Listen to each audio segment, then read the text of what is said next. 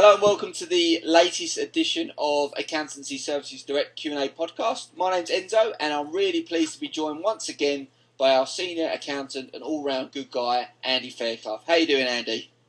Not too bad, Enzo. What a build-up. Well, you know. In this episode, we've had some questions around capital gains tax. I know it's a complex subject, but really what our viewers and our clients have been asking us is, what exactly is it and what do we need to know about it, Andy?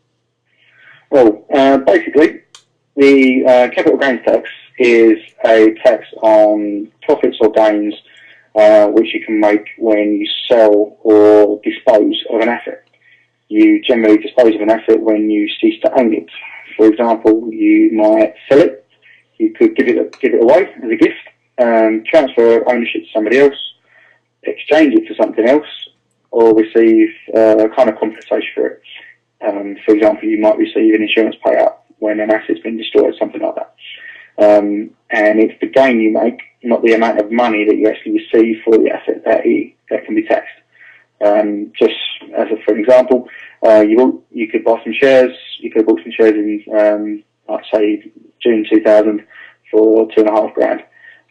You might sell them this month for £12,500, and you've made a gain of £10,000. You've not made so it's the £10,000 that you're taxed on, not the £12,500.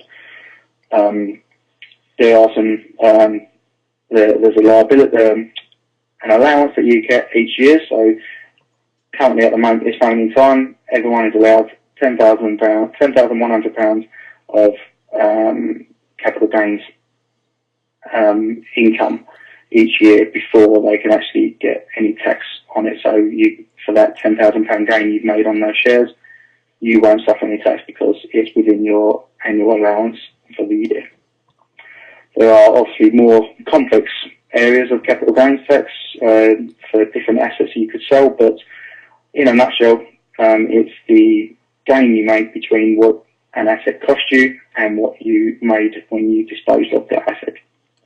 I hope that helps. No, that's great. I know it's a complex area for accountancy, and that is something really that I'm sure you'd advise that somebody needs to speak to a professional if you've got an issue on your own account. Yeah, I mean, unless if somebody's well versed in preparing their own self-assessment tax return, and they only have a small, fairly basic disposal of an asset, then they might be able to deal with it themselves. But generally, when it comes to capital gains tax, we would always recommend that somebody would consult a tax advisor, just to see whether whether they're missing something, or whether generally whether they've applied the right allowances so that they actually don't pay more tax than they should do. That tends to be where people fall down. They tend to try and follow the rules so tightly that they miss some allowances that they are actually able to claim, so they end up paying more tax than they could have done if they'd have gone to and consulted a tax advisor. Okay, fantastic. Okay, well, if any of our listeners have got any questions on that, please leave a comment or contact us on the contact details I'll go through in a second. In addition to that, if you've got any other questions that you'd like us to discuss on any future podcast, please contact us at via email, at info@accountancyservicesdirect.co.uk, or you can call us on our free phone number, that's 0800 135 7463, or our other number, which is 0208 144 4634.